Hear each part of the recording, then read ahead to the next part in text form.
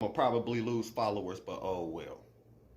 You ever notice the loudest people talking about you off code are the same ones who don't even follow the code themselves? Yeah, I said it. Because 9 times out of 10, when someone throws that phrase around, it ain't about Neely Fuller Jr.'s code. It's about silencing independent thought. Now let's clear the air right now. The only man who ever created something called the code was Neely Fuller Jr. Not Tariq Nasheed, not Jason Black, not some random YouTube race baiter. Neely Fuller Jr. And Neely Fuller never called it the Black Code. He called it the United Independent Compensatory Code System and Concept. Now, that's a long title, but let's break down what it means. United means we don't mistreat each other.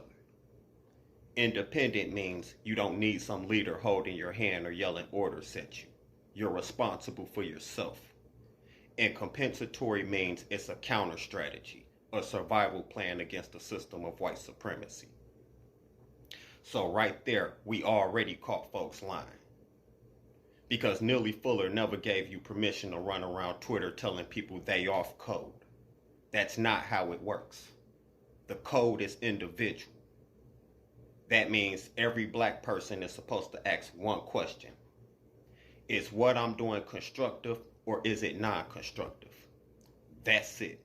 No hashtags, no internet patrol squads, and no fake code enforcers. And let me drop the first receipt. Neely Fuller said if you don't understand white supremacy, what it is, how it works, everything else that you understand will only confuse you. And what do we see today? Confused people yelling off code at the wrong shit. Confused people thinking racism is just some white folks don't like us.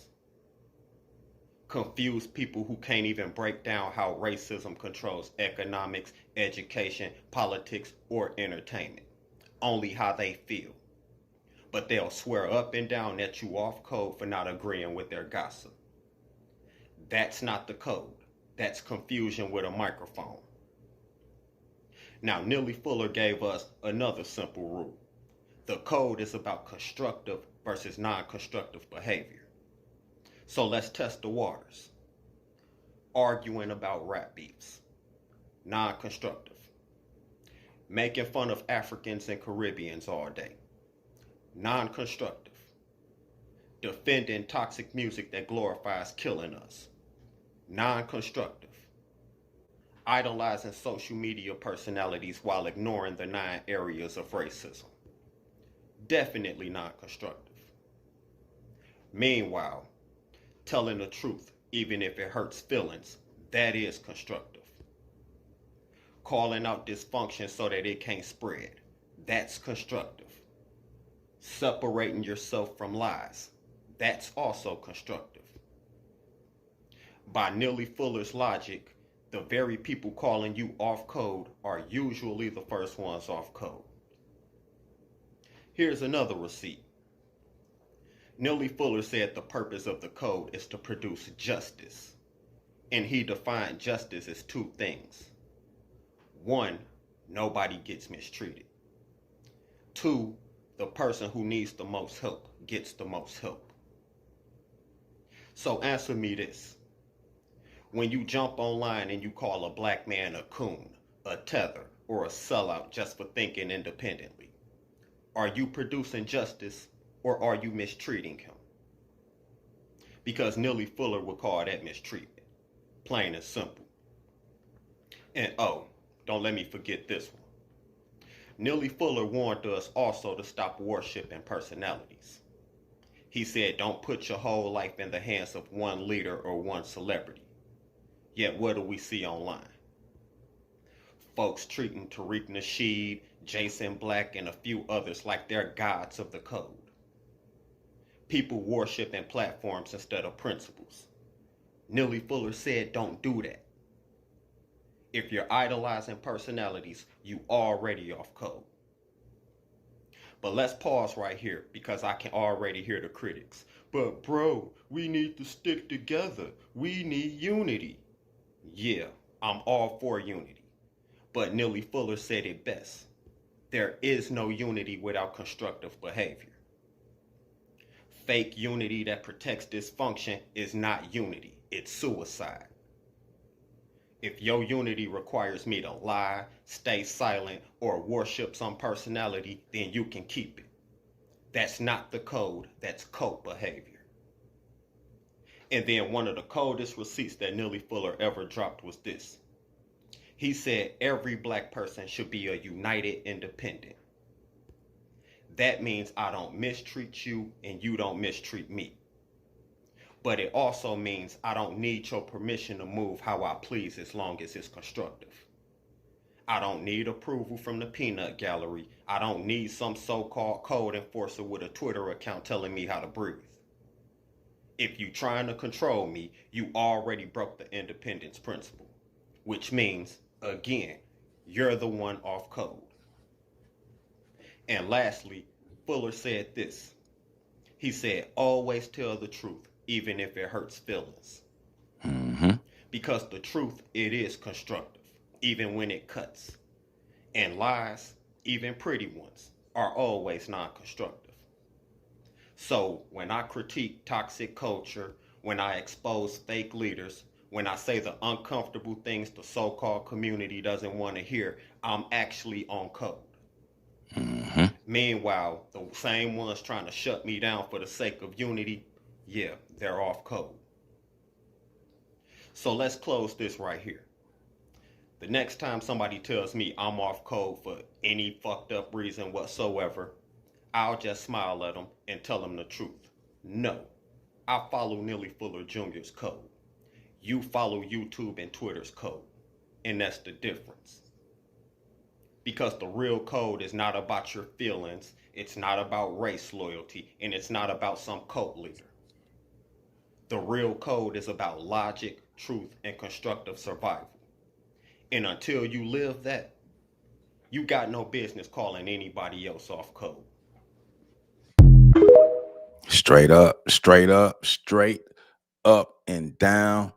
The brother dropping truth. Happy Saturday. Welcome back to On the Shoulders of Giants. I am Joseph Ward, and we are here to celebrate and honor Neely Fuller Jr., but also make sure that we are understanding his words, his messages, and his work. So shout out to the brother, the Quranic Trip. His YouTube channel is The Divine Separation. I think he's the Quranic Trip on YouTube, Instagram, and TikTok. I know he's been blowing up on TikTok. I found him on TikTok, dropping videos like that, dropping the truth. So if you don't like truth, this ain't the channel for you. If the truth make you uncomfortable, this ain't the channel for you. If you are steeped in the truth, if you are built in the truth, if you were born in truth, if you live in truth, if you walk in truth, if you talk truth, you stand in truth, this is the channel for you. We getting down, we getting it here, and we celebrating Neely Fuller, but we also making sure that we understand his messages and understand his words. So today, we will be looking at one of Neely Fuller's last interviews, and it was on the Rock Newman show. I remember when that interview came out, as a matter of fact, because I was in the gym working out one day, and I found that interview, and I listened to that interview when I was working out, and I was like, man, Neely Fuller going in. But I love the information that he gave and the truth that he stood upon. And so that's what we're here to do today. So I would like to welcome everybody to On the Shoulders of Giants. Thank you for being here. I know it's a football Saturday. It's 3:30. You could be watching football, doing anything else, but you're rocking with me, and I appreciate that because we're getting it in. And I see YouTube already tripping because there's a couple comments that was up here that's not up here anymore. So I want to give a shout out to everybody. If your comment is gone, trust me, that's not me. If you have commented on any video at any time, I am not deleting comments. I don't delete comments at all. I will ignore a crazy comment before I delete it if I deem it as crazy. That's not saying I deem your comment as crazy. YouTube is tripping. I'm going to continue to repeat it. It's not me. If your comment is gone, if you can't find the like button, if you're not getting notifications, all those things, it's YouTube. But just come to the channel at 1 p.m. every day. Saturdays at 3:30 p.m. Tuesdays at 9 p.m. Complex Blackness, what it is. Thank you for being in the building. I used insane because Neely Fuller used insane. Neely Fuller said that we are an insane group of people. Basically, if you are acculturated under the system of white supremacy, then you are insane, especially if you have been the oppressed group under the system of white supremacy. You've been acculturated to be insane. It's your job. It's our job not to remain insane. So that's the thing. But thank you for being here, my brother or my sister. Contractor Preston, peace and blessings be one to you. Thank you, my black brother, for being here.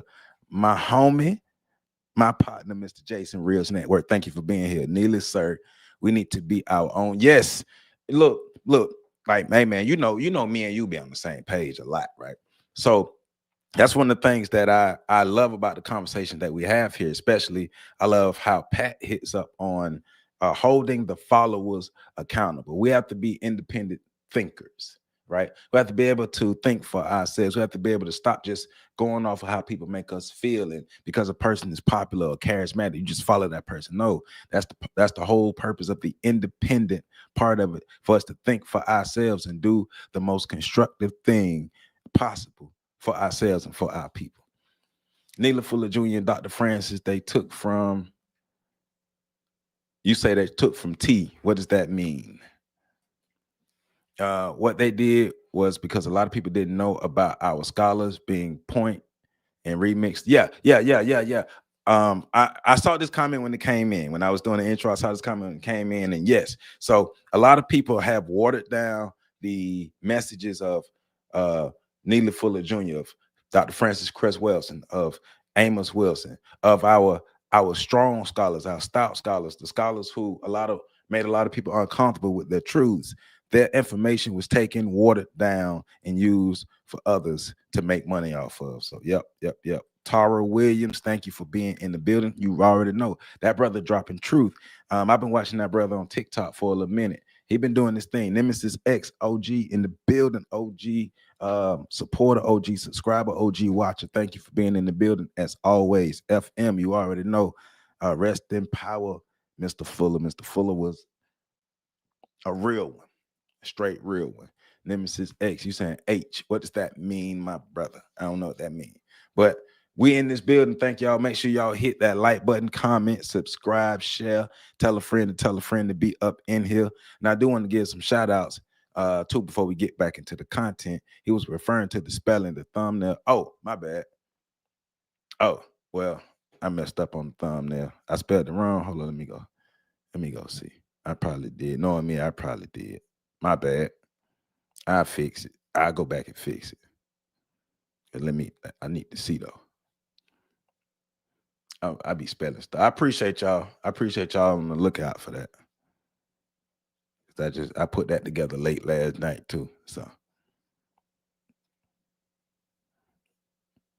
yeah, all right. Well, I get it. I got you. Oh, you're saying I got you. You're saying complex blackness was referring to the gotcha. I got you. I'm with you. Complex blackness. I appreciate that. Nemesis, I appreciate that. All right. So, like I said, we're getting into Neely Fuller Jr.'s one of his last interviews that he had on the Rock Newman show. But I do want to give a shout out to KT, who is a new member to this channel. Thank you for becoming a member of this channel. Give a shout out to Terrell, Ron Riley, DSB, Patrick, Say Builds, Professor Carl Tone Jones, for being members of this channel. See if we got any new members. Thank you to Me Kim Tate for the donation to the channel, for the Cashapp donation to the channel. Thank you for that. I appreciate you. And I got a new patron too. I want to give a shout out to my new patron. We still on Patreon, so give a shout out to my new patron. Let me see. Hold up. So Gerard Bailey, appreciate you, Gerard Bailey, for becoming a new member on Patreon. And let me see.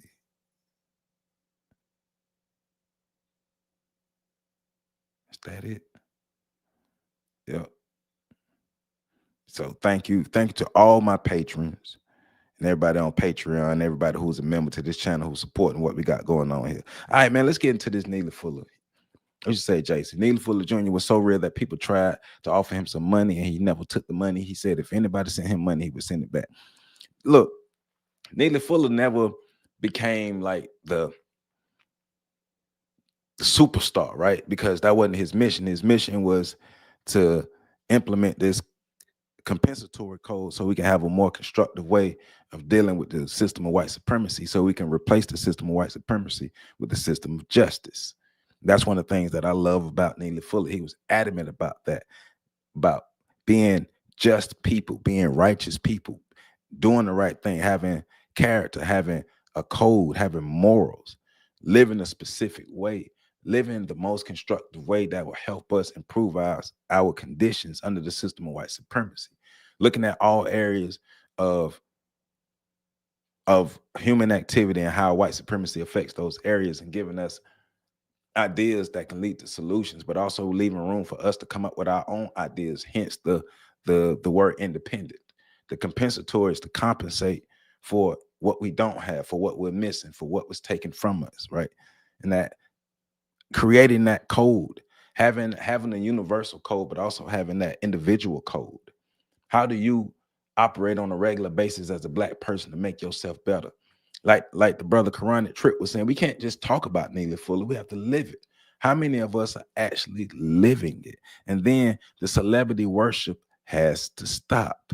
Amina, how you doing? How you doing, Amina? You already know it ain't no Saturday if you ain't in here.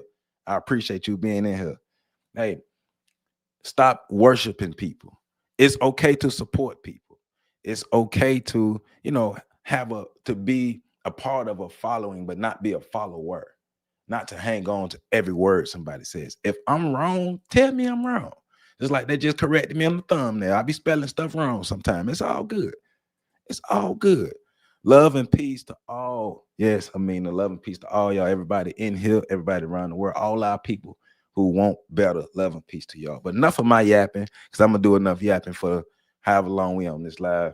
Let's get to this. Neely Fuller Jr., one of his last interviews on the Rock Newman show. And I thought he gave a lot of good information in this. And I thought he was very, very real and, just on point with this stuff.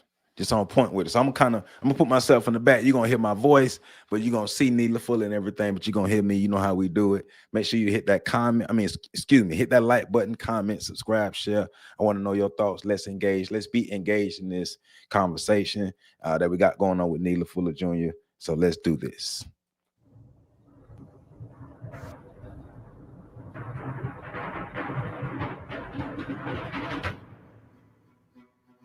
It's evident that he cares. What do you care about? Welcome to the Rock Newman Show. It's the Rock Newman Show.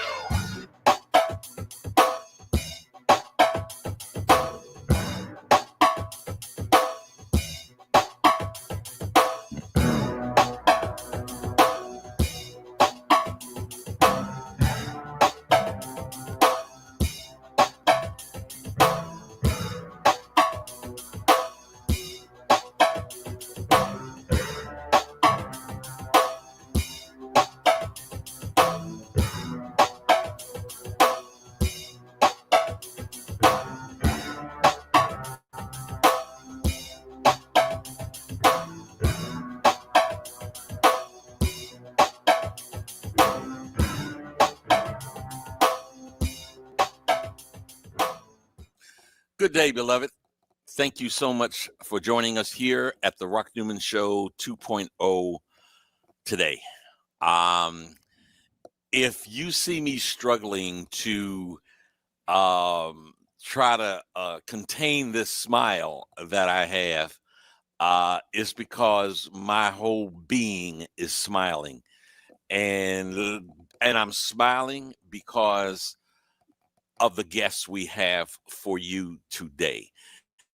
It is a gentleman who is very straightforward, doesn't like a lot of frills, doesn't at all ask for or expect anything laudatory.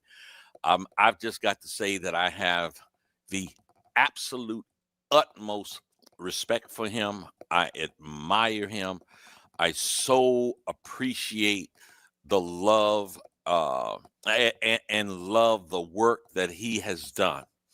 No, you're right, Jason. Being constructive and no contact unless it's constructive is much to do. And yes, it is, but it's something that Neely Fuller Jr. definitely preached. If any of you have ever read the compensatory code, that's something that Neely Fuller preached. No contact with people unless it's constructive contact. We're not just doing stuff just to do stuff, just because it feels good. What's it leading us to? Think about where we are, what's going on with us in our environment under the system of white supremacy. We're going to keep complaining about it. We're going to do something about it, right? It says, have to say, it just touched me when I hear Fuller pass.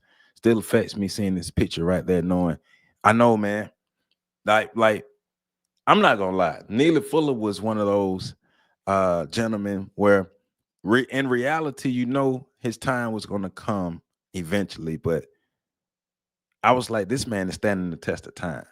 This man is really doing his thing. This man is still out here dropping truth after all this time. So now I feel you. Like when he passed, I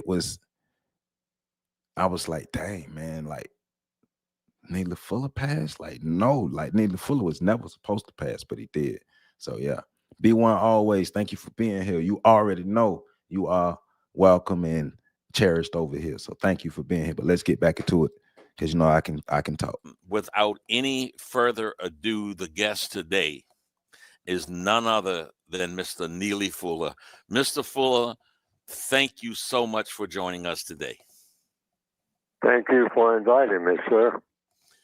So I'm going to jump right in just with both feet here and read a comment of yours that states, if you do not understand white supremacy, what it is and how it works, everything else that you understand will only confuse you. Please elaborate. The floor is yours. Well, some years ago, I kept trying to figure out, like most people do, particularly young people at different ages, sometimes once or twice, sometimes all the time.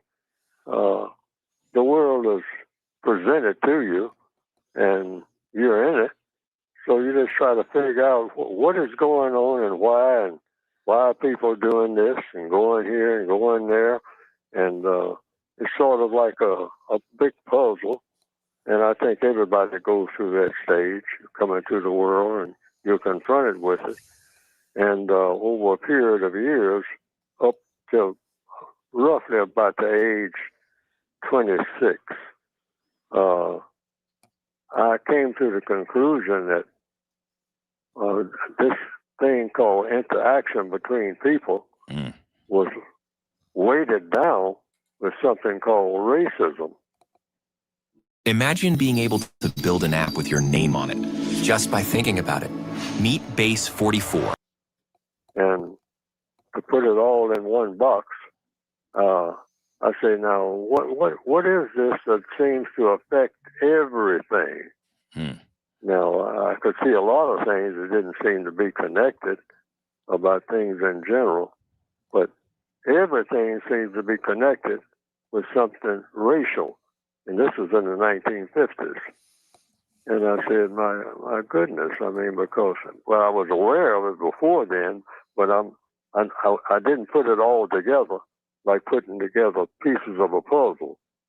And so I came up with, just by examining everything that people are involved in, and I called that, start segmenting it into 9 areas of activity. Now, I want to hit on something he just said. He said he started analyzing what was going on. That's key what he just said. Because if he's one of the ones that we are looking to and we are considering him a scholar, a teacher, a master teacher, he's analyzing what's going on around him. He's not just gathering information to regurgitate it. He's not saying be a parrot. He's analyzing, which means he's talking about using critical thinking. What the hell is happening around me? Why is it happening around me? How is it affecting me? What can I do about it? And now he's getting into being able to segment what's happening and how white supremacy affects us into the 9 areas of human activity that it gave us, right? Economics, education, entertainment, labor, law, politics, religion, sex, and war, right? You don't come up with that just by regurgitating what you heard somebody else say. You come up with that with real constructive, deep thought, intentional thought, right? So we have to be more intentional about our thinking. We have to be more critical in our thinking. Jason says he gave me the answers only why life is the way it is for Black people globally and blink. Yes. And that's why I'm always, when I hear people saying, I'm going to move from America so I can move away from the system of white supremacy. Well, where are you going, to Jupiter? What planet are you moving to? What planet are you moving to? Because you see that word globally. My brother used it twice. Why? Because Neely Fuller and Dr. Francis Cress Welsing they were explicit about it. This is a global system. The system of white supremacy existed before America. The system of white supremacy existed before America.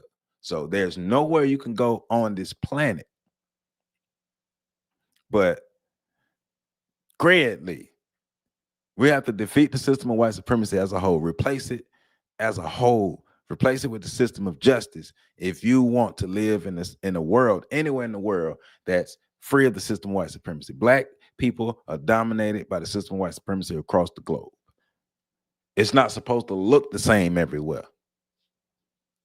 How you doing, Melissa? Thank you for being here. Hey, we love Neely Fuller over here. And since you love Neely Fuller, we love you too.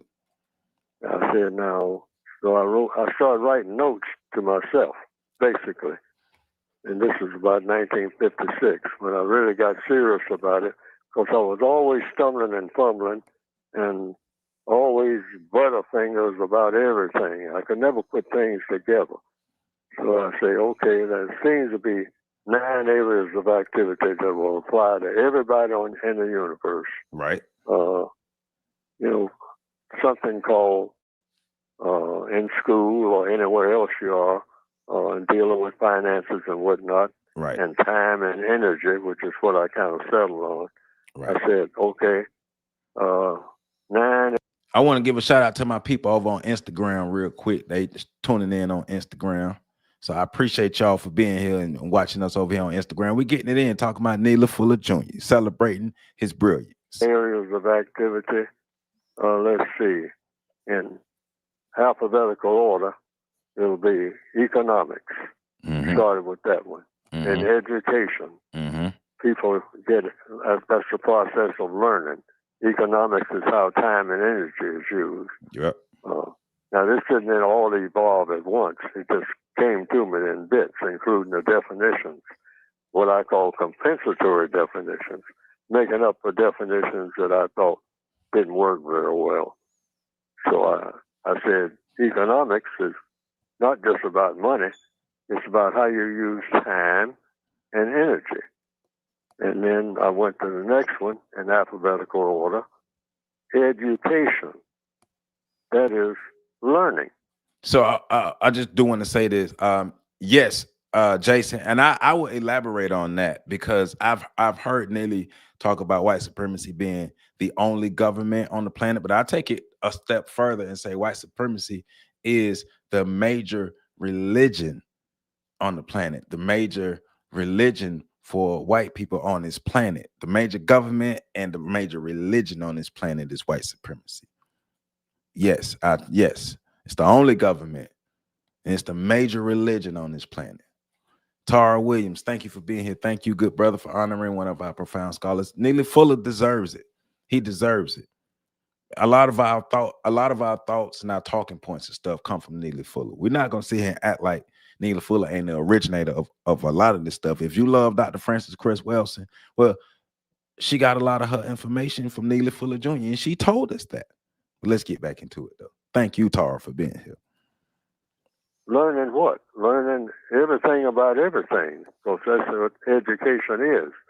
And then I added a little footnote to that saying, no one is educated because no one that I'd ever met, including meeting myself, knew everything that they should know. I say, so is there such a thing as a real educated person?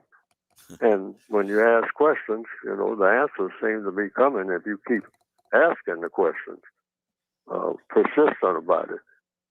So I said, no one is really educated. They say that's an educated person. No, it isn't. Because that person, unless they know everything that they ought to know all the time, they know it, you're not educated. That's a process. So even back then, even though I didn't have words for it, I cliched that later on. I started adopting the phrase, I'm still learning. I made that one up. And that's a part of education. You have to learn. And that's what. But just like he said, Jason, it's a part of education you have to learn. It does hurt to admit that you are a victim, but I think it hurts even more to remain a victim, even willingly or ignorantly remaining a victim. So to understand that, yes, I am a victim of white supremacy. So now the thing is, so what am I going to do about it? Am I going to remain a victim? Am I going to adopt a victim mindset? Because you know how the conservatives like, you got to stop being victim. Hey, if you rob me, I'm a victim of you. That doesn't mean I have to allow you to rob me again, but I have been victimized by you, but that doesn't mean I have to stay a victim. So yes, it does hurt. It hurts our pride. It hurts our ego. It hurts all the things in us that we strong Black people. Yes, and we've been victimized by white supremacy, but what are we going to do about it? Because the crime is to remain a victim mentally. That's the crime. What education is. You constantly learn it, and you never stop learning. Even when you are dying, unless you remember that you died before, you're learning about your death. You might see other people die, but you want to learn about your death when you're dying. RBG, we're both. We've gone from victim to victor, and that's the key, and that's the whole purpose of what Neely Fuller is talking about, is going from victim to victor, to change that mindset, to reprogram ourselves from being a victimized people to being a victorious people. So we were victims, and we recognized that we were victims, but now we are victors because we're doing everything we can every day as a group of people to be victors, to be champions, to not continue to be stepped on. So I'm with you. That's a great question. Y'all dropping some great thought-provoking stuff in here. Keep doing it. Hit that like button, please, as well. So I'm not dead yet, so I still don't know about my death until I'm actually dying. Okay, then entertainment, that's the third area. Labor, law, politics, religion, sex, and war. And then I turned around and answered to the question that you asked and looked at that phrase that I made up. If you don't understand white supremacy, what it is and how it works, everything else that you understand will confuse you. And then I said, now that means I got work to do. So listen to that. Listen to that. The originator of it, if you don't understand white supremacy, what it is, everything else you understand will only confuse you. And then his next thought was, I have work to do. But the us's and we's, we'll hear that and just because we love making statements. We love making statements, but we don't understand what a lot of these statements mean. That means you got work to do. You have to study your enemy. You have to study the system of white supremacy. You have to study what it did to you. You have to study yourselves. We have to do all of these things to make sure that we go from, like RBG said, go from victim to victor. But he recognized that, hey, if I don't understand white supremacy, everything else will confuse me. That's why most of us out here are still confused, because we only love to repeat quotes. What does it mean now? Oh, and don't let it be a call to action to make you have to do something. Oh man, then that's too much because we got to do stuff. Because I got to know what white people who seem to be running everything that has to do with me and everybody that looks like me. I said, I got to know what they do and how they do it in all of these areas of activity. Otherwise, I'm nowhere close to solving problems, my problems. Because when I started out really trying to wrestle with this race thing, I was just trying to solve my problems. I wasn't trying to solve anybody else's. Mr. I was Fuller, very personal about it. Mr. Fuller, if I can stop you there just for a moment. Yes, sir. Yes, sir, at any time. Only to let my audience know that you're listening to the voice of Neely Fuller, one of the most highly informed individuals on this planet when it comes to this matter of race and white supremacy. For the very longest time, we have desired to bring him to you, and we were finally able to connect and to have a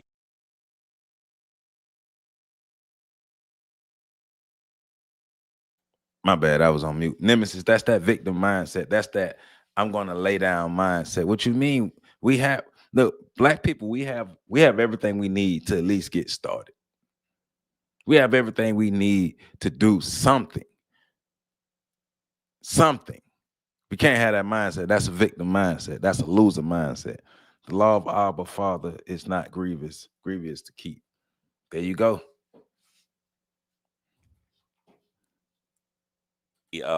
time that worked for both of us. So you're listening to the incredible wisdom of Neely Fuller. Mr. Fuller, please continue. Yes, and so I think the last one was war. Yeah. You're right. And that's the 9 areas of activity. And then I started going back to number 1, economics. How should I use my time and energy? Because at that time, I was just running all over this place, that place, doing this, doing that, watching to see what other people do, and then joining in and saying, me too. Unfortunately, a lot of things I put on brakes about because I was headed for disaster. Man, love you too, man. Straight love over here. We love all each other. We love each other over here. Straight up, straight love. On several occasions, watching what other people do and then saying, me too. I'll join this and join that, because I didn't know. I couldn't. My reasoning power was just about zero, because I was confused about everything. I was always the last one. I mean, to catch on to what's going on, what was really happening and why. And so when I really started paying attention, I said, I got to slow down and pay attention to every detail of everything, because otherwise I can see the dangers ahead if I keep doing everything like I'm doing, just rushing in and asking questions later. And then that's when I discovered that everything is a matter of questions and answers, and coming up with the correct answers to every question, every time, without fail. Because if you didn't come up with the correct answer to just one question out of 1,000,000, that might be the thing that will cause you disaster. It's always got to be the correct question. Otherwise, it's not the correct answer. Otherwise, it's not an answer to that particular question. And I said, these sound like Fuller talking to myself, the laws of the universe. And that's what I've been ignoring. I said, people don't really make laws. They discover laws that are already there. And if those laws are correct or incorrect, they're going to either be one or the other. That's the only thing to sort out. how to use that law of the universe. And so these things came to me gradually. And then I said, finally, in answer to the initial question, I came up with that thing about if you don't understand white supremacy, what it is and how it works, everything else that you understand will confuse you. Yep. And that's in all areas of activity.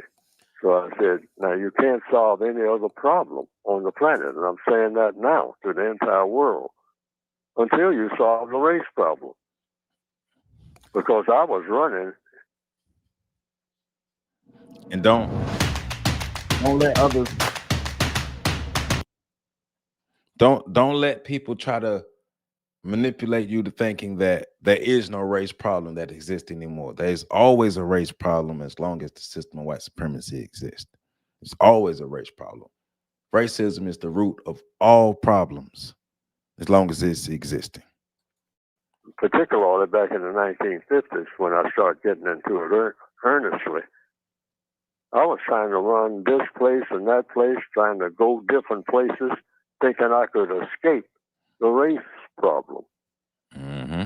And then I had to realize, Fuller, there's no escape. You have to dissolve the race problem. There you go. You, yourself, Fuller. No one has set up any paradise for you to come and sit down in, and you have eluded the race problem. And when I came to that realization, yes, certain. I was actually hurt because that's exactly what I was doing. And I said, well, what's the best way to go about doing it? And that's how I got started. Written in earnest back in the 1950s. You know, if that statement. If I could have another moment here to further share with our audience something that you said, and I've attempted to pull some morsels out here, but it basically says that what it means. The first piece that I read, if you don't understand racism, everything else that you think that you understand will confuse you. And what that means is the people who are just getting up and trying to go to work or trying to look for a job or trying to do whatever it is they're trying to do, if they're classified as non-white, the first order of business is they're going up against the system of white supremacy. And Mr. Fuller, a few months back, I visited Durham, North Carolina. I have a friend down there who is a senior executive at a thriving company, and I called him on a Sunday evening, and we chit-chatted, and I said, what you do? What's up, man? What you about to do? And this brother, in the upper echelons of that company, he's highly respected himself. He said to me, I'm trying to get my head right, Rock, to go out here and deal with those white folks tomorrow morning. And I thought, that is not anything that you would ever hear a white person say, but it is so understood. We non-whites simply understand that kind of thought, and ultimately the stress that comes with, I got to get up and go here and deal with these white folks tomorrow morning. And I'm just curious of your response to that. I mean, when you live under the system of white supremacy, what do you have to get your mind together for? If you're white, if you are the supremacist, if you're the ones in power, you just got to worry about white problems now, like whatever's going on within the white society, but you don't have to worry about the bigger problems that the oppressed groups have to worry about. Yeah, we do have to get our mind right to deal with white people. We do have to get our mind right to live in the white world. Hell, some of us got to get our mind right to come home, because the people in our house have whitewashed minds and whitewashed behaviors, right? But yes, because when you condition the people to live as oppressed people, to live as second, third, fourth class people, to live under the thumb of the oppressors, when you are conditioned to live like that, and especially when you're part of that class of people who understand what has happened and is working to change the conditioning, you got to get your mind right. To live in an insane world, to be sane in an insane world, you have to protect your mind. You have to protect your peace to be a sane person living in an insane world and not go insane yourself. There you go. It's only funny if it's true. A lot of people laugh. What you think about that? That's what you get up for. That's the whole reason. I always say that's black people's assignment. There you We're go. born into this world. There you go. It's like I started this conversation with. We find ourselves here. We didn't plan on getting here. I mean, how are you going to make a plan and you're not even here? You're not even born yet. So you're born in this world and you look at it and say, what's going on? Mm-hmm. And what's going on this planet called Earth is people are going here and going there and whatnot. But what are they reacting to? Or what kind of action are they taking? And who is orchestrating most of what people do? And it's unfortunately being run, the entire planet, by people who shouldn't be running the entire planet. And these people, unfortunately, are what you call loosely or in a serious way racist. Mm-hmm. And who are the racists? They are white people who practice something called white supremacy. That's an invention.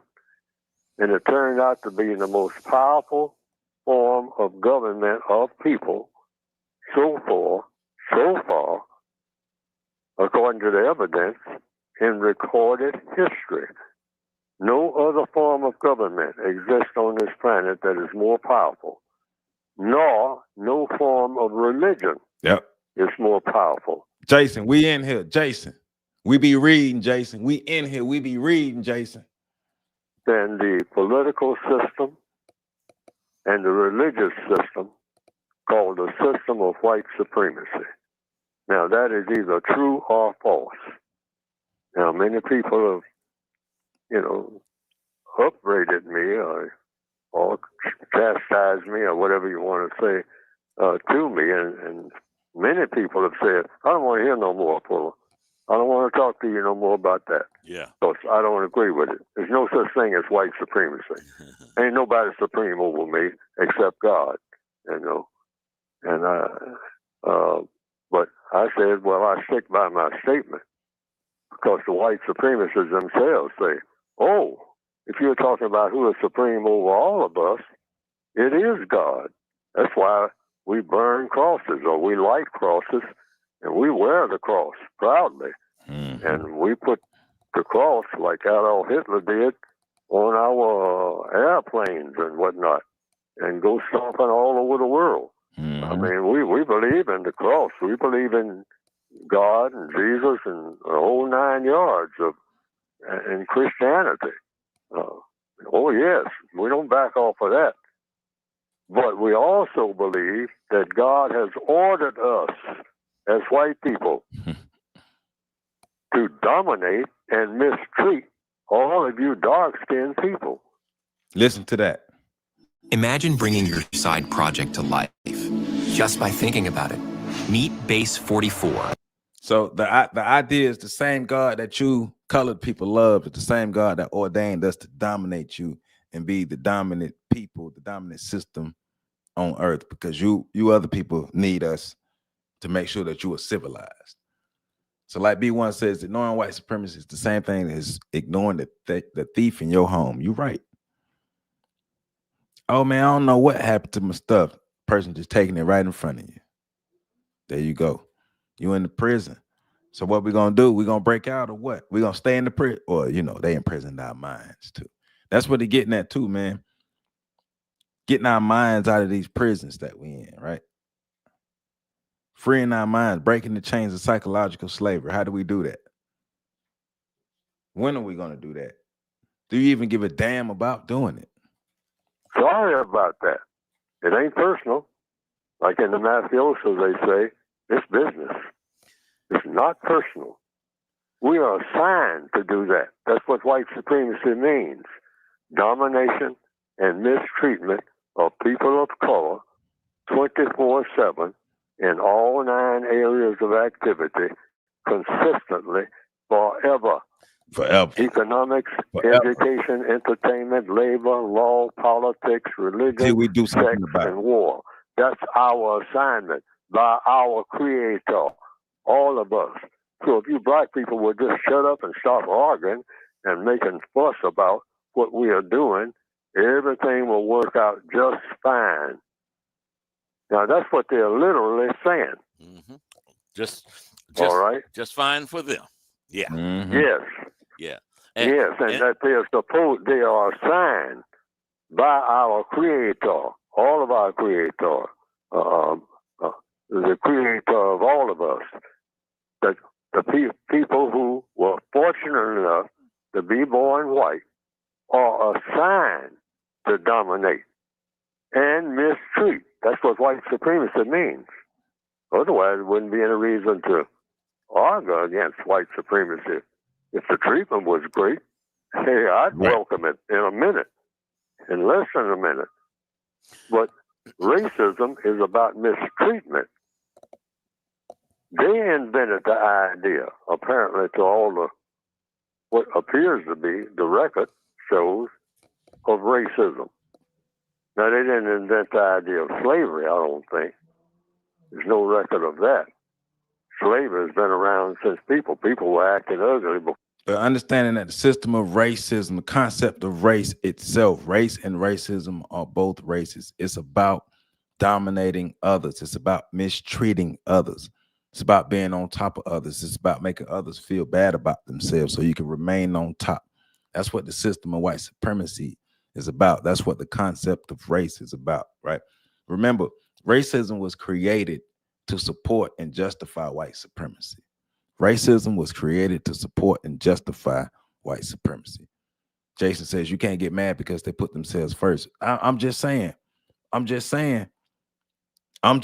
Jason. Start quote of the day. Quote of the day. You got the quote of the day. You got to start for the quote of the day, Jason. That's what I'm talking about. You already know B1. Straight up. Don't get mad because they kicking our ass and we scared to fight back.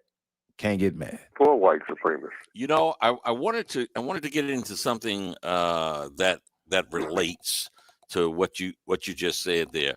On the one hand, just recently, and with the talk of the fervor of the talk of the first former president of the United States in history being arrested, being indicted, you have him, who I think understands exactly what you're saying. And certainly if he doesn't understand what you're saying, he sure believes it, that he's been ordained, because his natural comment, his default comment, his true belief comes out when he says, you're. Now you can't get mad at somebody when they show you who they are. And they can, if I tell you that I'm going to give you $1 every time I see you, but then every time I see you, I actually steal from you. So if we meet 10 times, and every time we meet, all 10 times, I say, I'm going to give you $1. But every 10 times, my actions are I steal from you.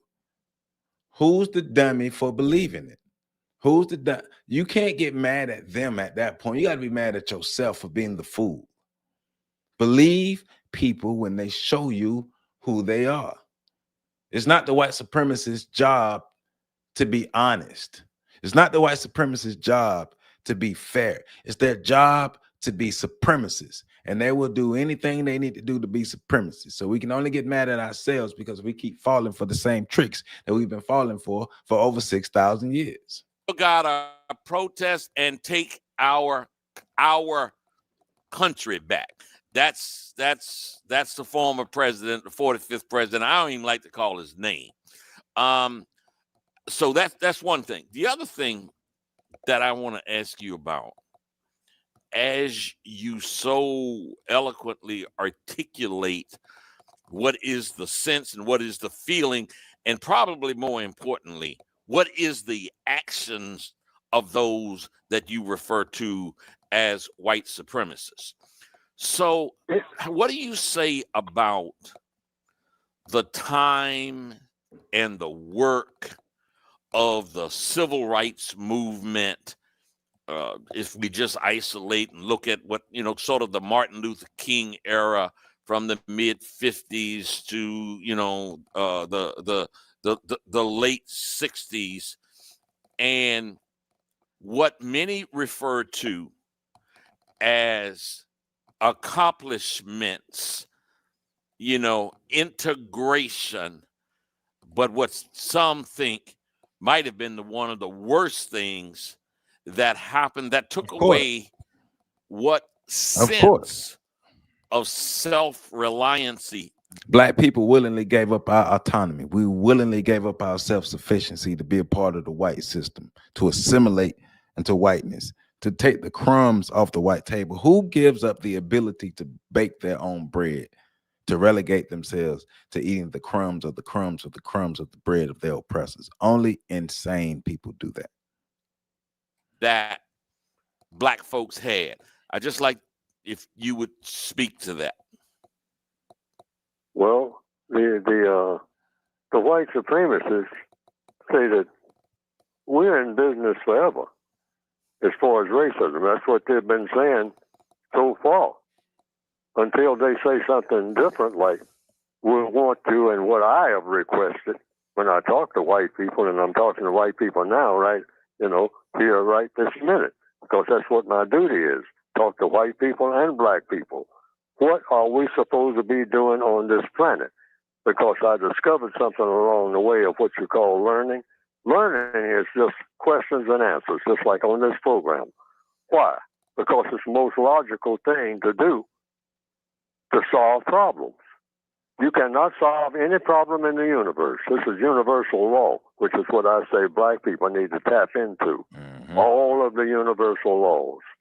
You cannot solve any problem without questions and answers. If you are a mortal creature, a creature in the form of a person on planet Earth here in the year 2023. All problems, and someone can write this down because I have it in my book throughout, either directly and indirectly, that you can get by going to producejustice.com. All problems, without exception, are solved through the process of questions and answers. And let me give you an opportunity to give that website again, because I have no doubt whatsoever that I've got listeners out there, I've got viewers out there that really want to be able to get all the resources that you might have. So would you please repeat? If you had to choose between flipping a house or flipping dirt, what would you pick? Here's the truth. Land beats.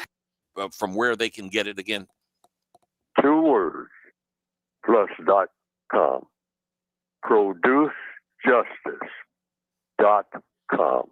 That's it. Go to that website. Producejustice.com. Producejustice.com. I just like you're trying to produce justice, which that's why I gave my podcast that name, that title, because that's what I'm trying to do. Justice.com is that's what we all should be trying to do. Replace the system of white supremacy. Replace it with what? With justice. And so, while we're on that subject, I'll just explain what justice is, because I don't like any of the definitions down through the years that I've seen in any dictionary. There you go, Syria. One thing they keep saying, justice has to do with fair play. Well, fair is also mixed up with the word white. And so what the white supremacists do, they associate anything that is a plus value, of constructive value, with whiteness.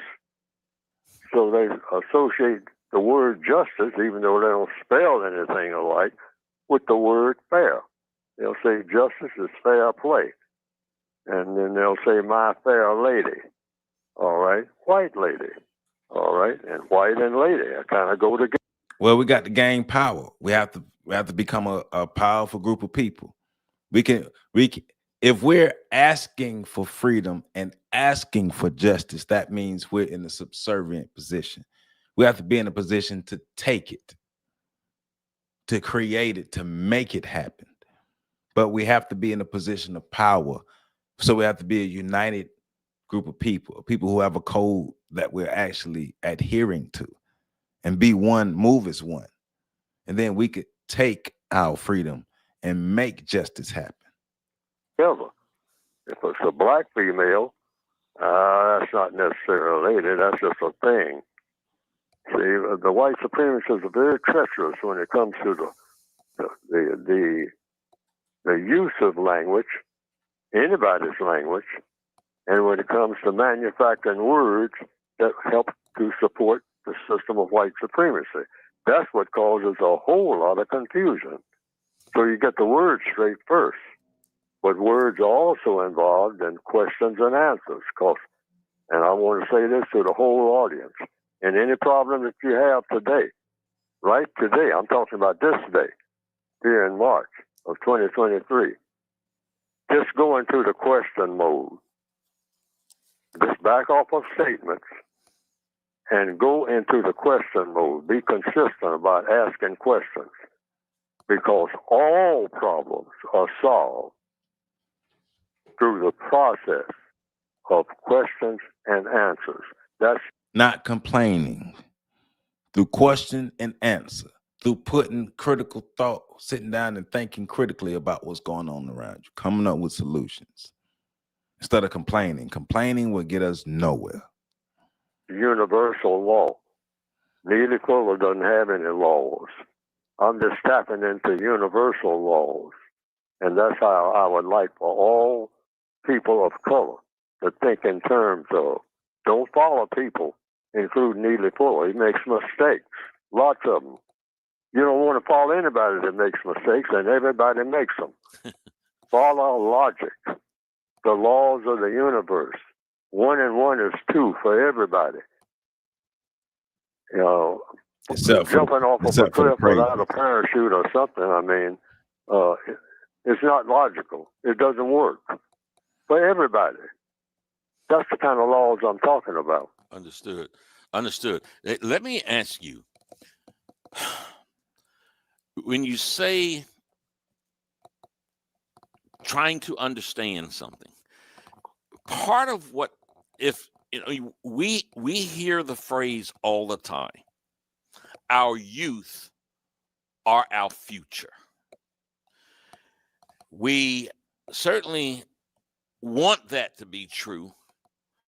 As we live in this city here in the nation's capital of Washington, D.C., we see runaway violence, behavior that is utterly antisocial, debilitating, harmful, hurtful. What effect do you feel white supremacy has on today's youth and some of their problems? All of it. All of the above. Anything that happens in the system of white supremacy, and this is a part of what I call the code, which is what I write about. I call it the compensatory counter-racist code. Anything that non-white people do, all this killing on the street, the killing in Baltimore, the killing in Washington, D.C., Los Angeles, Chicago for sure, or in Somalia. So lots of killing going on there. South Sudan, I've heard about that. The white supremacists are to blame for every shot that's fired. Now, that statement is either true or false. I was going to say, either directly and indirectly. Yeah. See, that's what I mean by staying in focus. And when you make a statement, that statement better be true. That includes Neely Fuller's statements. It better be true. You don't make false statements. If you're tempted to make a false statement, just bite your tongue and hold it and do some thinking for a while and try to make whatever statement you make always be true, because without truth, I mean, everything is downhill anyway. So what you just did but I think that's one of the issues with our youth is not being exposed to truth because too many adults are fake. So there's a difference between an older and an elder. And I think we have more elders than elders. And a lot of the elders are fake, fugazi. And the youth are learning the wrong things. The youth are not learning to love themselves. The youth are not learning to love each other. They're not learning to love their blackness. The youth are learning the same old bull that has kept us down for centuries because they're learning from broken older people. Broken older people are the ones who are pouring into the kids, who are influencing the children. The ones who should be influencing the children are not. They don't care. So the future of our children will be as bright as the adults that are pouring into the children. I'm just saying. So older people got to be better if we want our children to be better. Stop wagging your finger at children that you literally constructed to be crazy. We got to grow up at some point. Answering that question about the youth, you very succinctly said white supremacy. I'm trying to grow up, Nemesis. I'm trying to get the thing right, Nemesis, over here. You already know how we do. Had everything to do with it. I'll be There's a story. It could, and then you say about Somalia and South Sudan. So just recently, I look and we see on the. So this is the answer to RBG's question. How can we make justice a system? Mofax says by not mistreating anyone and providing help to those who need the most help. There we go. News all the time, every day, round the clock. The war that's going on where Putin invaded Ukraine. We hear about that all the time. From this government, they release, the United States government, Biden administration, Congress, senators, they release billions and billions and billions of dollars in support of the Ukraine population. And at the same time, I am seeing the various clashes in Africa that we barely hear about. Just as many or more people getting killed. You're right, Jason. I'm learning more, and it's becoming more popular. But I'm learning more about social, emotional learning, but also adverse childhood experiences and how we have a lot of underdeveloped adults, underdeveloped mentally, underdeveloped psychologically, underdeveloped emotionally. These underdeveloped people are having children and having to raise them. And remember, raising a child is more than food, clothing, or shelter, or even if they so happen to just graduate high school. That doesn't mean you really raised them. That means you gave them the basic necessities. But what quality of person are they? Are they messed up out here? Because there's a lot of us who are functionally underdeveloped. I say that. We barely hear about it, and we hardly give them, this government hardly gives them a damn thing. So I bet you did, B1. I bet you did. You just connected some dots there when you said We're in this, like what Dr. Wilson said, we're in survival units. Most of us don't have parents. Most of us just got older people who squirted us out and had us, right? Survival units versus families. You're going to get totally different results from survival units versus families, right? There are parallels between our realities and the continent and the broad. You're right. You're right. You're right. It's all been shaped for us to be lower class people, to stay on the bottom. Everything, it has everything to do with the youth violence. It's either true or it is not. The situation in in Ukraine and Somalia, the difference of what they're doing, it's one is white, one is non-white. Affirm, create, enjoy. What's up? So those who might argue with you, debate you, to challenge you to say that it is not true. What the hell does white supremacy have to do with a kid who decides to pick up a gun in Southeast Washington, D.C. and blow another black person's head out? From where I sit, Mr. Fuller, I can't argue at all that it is not white supremacy that has everything to do with that. The gun itself and the mentality that goes with it. The first question asked, that black child, and we're all really children in the system of white supremacy, if you're a person of color anywhere on this planet. So a black person. I hear you, Mo. I hear you. I hear you. But they still had a responsibility to go get it. They still had a responsibility to behave better. They still had a responsibility to have character and then to have principles. And a lot of them didn't. A lot of them passed down horrible, basic principles of living, horrible ways of communicating, horrible ways of being loved. I get it. I get it. If somebody comes in my house and spill milk, I didn't spill the milk. I get it. But I got to clean the milk up. And at some point, as adults, we have to clean the milk up. And we have to realize, yes, we didn't make the mess, but we got to clean it up.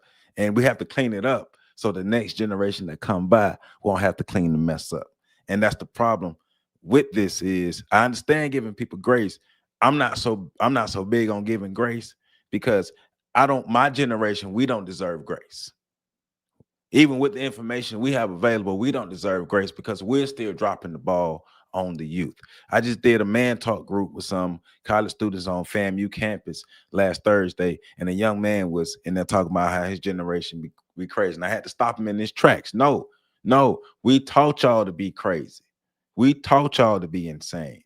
You all are repeating behaviors from the generation before that they did not correct. I get you. Now I understand and I get what you're saying, but this just me. I think that at some point, the elders didn't do what they needed to become elders.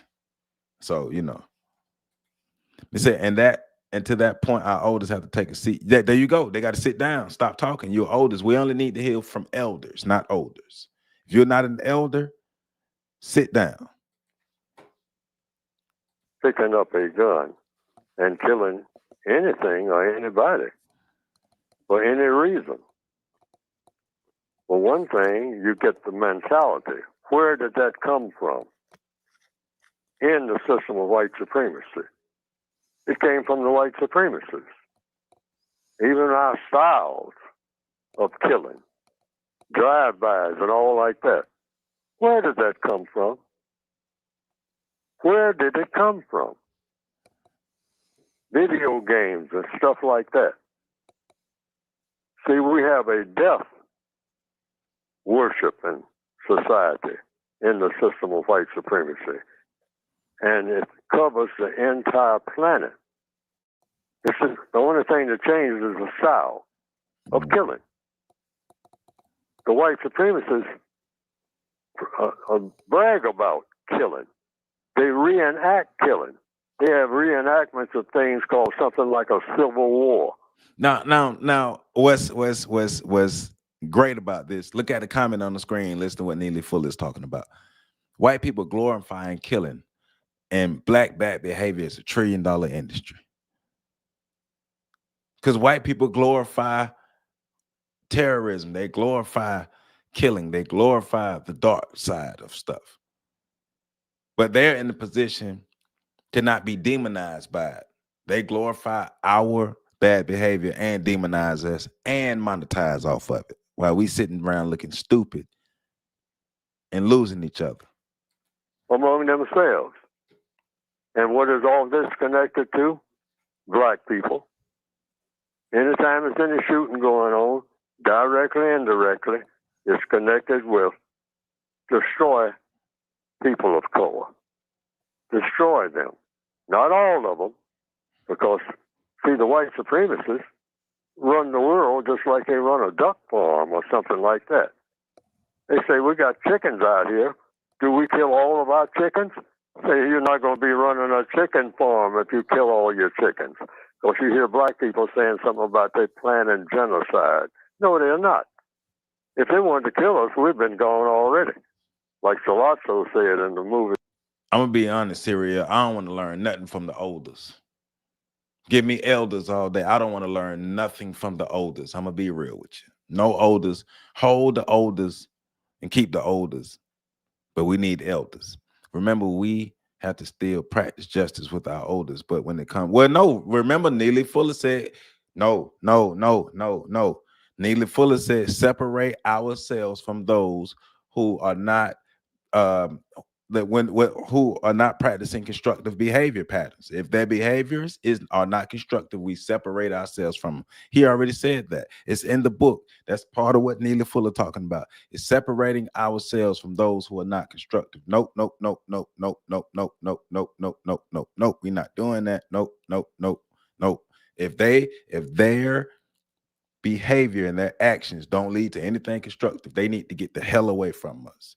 We will not have compassion for people who are not making things better for us. Fuck that. We are not. I don't give a damn how old or how young or how much in their prime are. If you are old and you ain't got your shit together now, you are a waste. What are we doing? If you are old and you don't have your shit together now, what have you done these 50, 60, 70 years? Clearly you are an instrument of the system of white supremacy because you would have got your stuff together a long time ago. So, you know, it says, I heard you is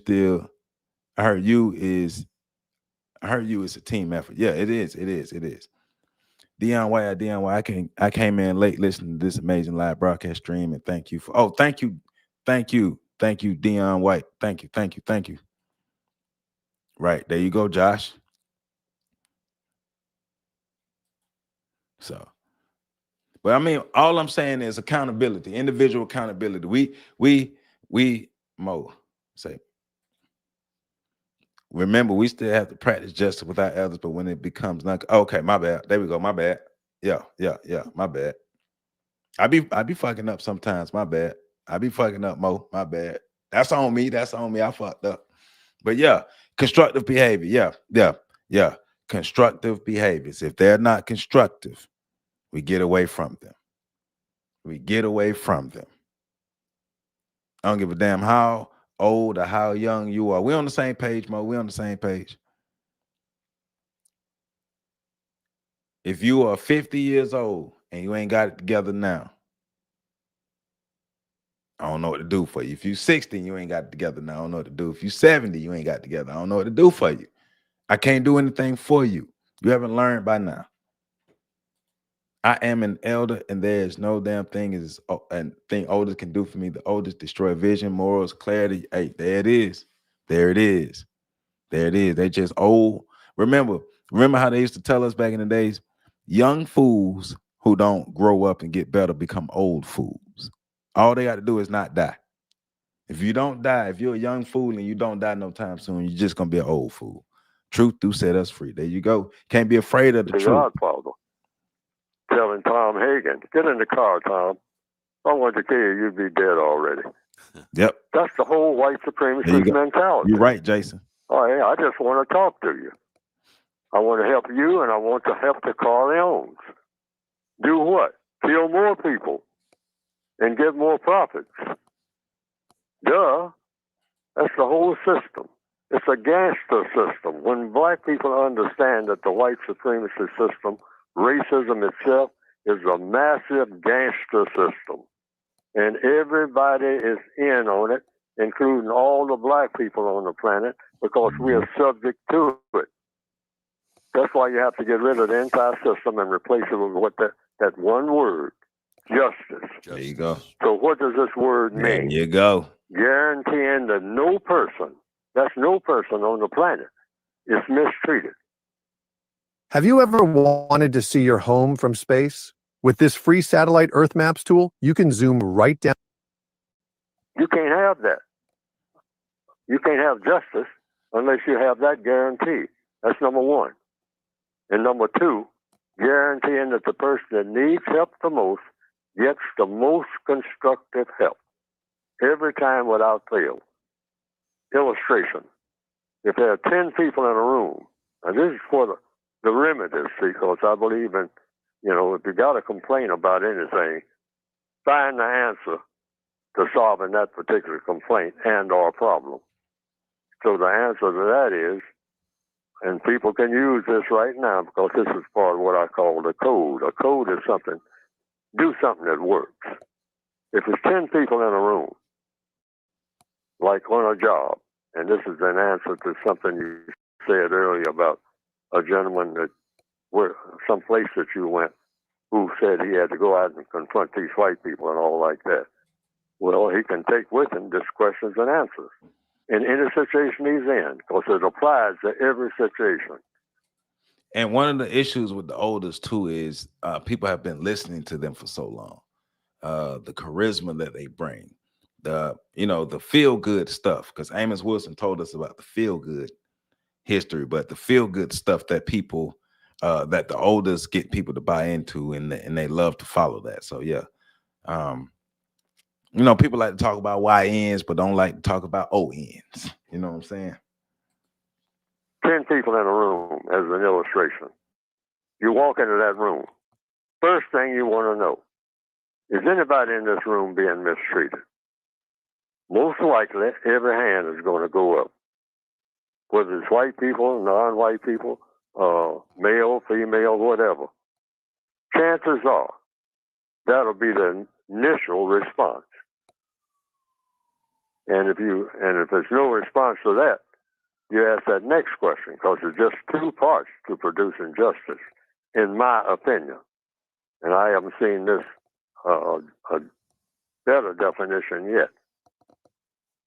The other part is guaranteeing that no person, after the first part is guaranteeing that no person is mistreated. Second part is guaranteeing that the person that needs help the most gets the most constructive help. Starting with every situation that you come into. First question you want to know, is anybody here being mistreated? 10 people in the room. Everybody's hand goes up. Then you say, 10 people being mistreated? Then you listen to everybody's story. That's the codified procedure. All right, everybody, all 10 people line up and give me your story. Now you start with the person that's being mistreated the most. That's that's the procedure. We need procedures for everything, which is something black people don't have, which is what I say is the difference between what I do, like on this program, or try to do, and what I have seen everybody has been doing and all like that. And I try to find out what's missing. What's missing is we need a code, because the white supremacists need a code. They have a code that always works. That's why it's a code. A code is something that always works. So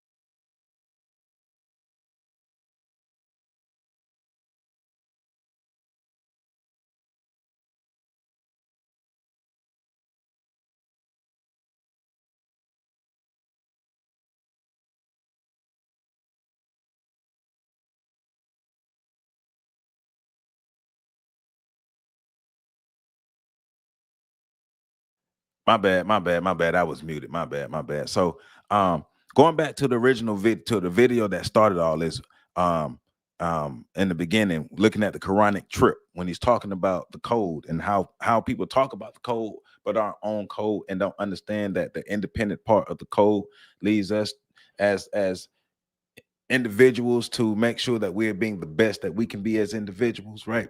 And not just out here just doing things and saying code but not living on code. Like Jason said, you got to be a thug or a bad, be an ex-con or fake pro-black, right?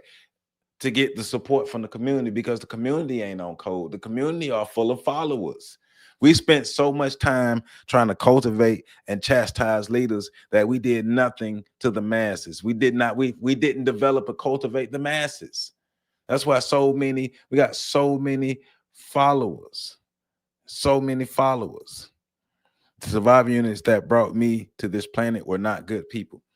And that's unfortunate. It's a lot of us out here who came up in survivor units. I know my parents were not bad people. My parents actually poured into my brothers and I, but we still came up in the survivor unit. It was a better version of survivor unit, but it wasn't the ideal place.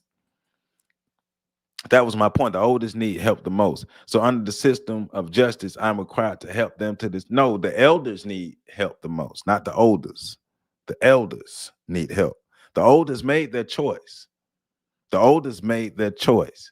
If you make a choice to want to be better, then you get help. But at this point, if you're that old and you're still behaving in a non-constructive way, I don't know what to do for you. Separation. Our job is not to drag people along who don't want it. You either want it or you don't. And if you want constructive help, if you need constructive help, you will be doing better things. So, I mean, we disagree on that point. Like, I'm not pulling up anybody who don't want it. You either want to be better or you don't. If you don't have no will to be better, I can't help you. I said no kind of reluctant. Okay. Dion White said, "Rip, Mr. Neely Fuller, and I can't get enough of watching." I know, man. I be on this Neely Fuller all the time. Yeah, I know, Siri. I was muted in the mud. I thought I was going in. Said, "I don't agree with that statement, Jason." Jason says, "You don't have to agree. The evidence is evident." I mean, yeah, like we do.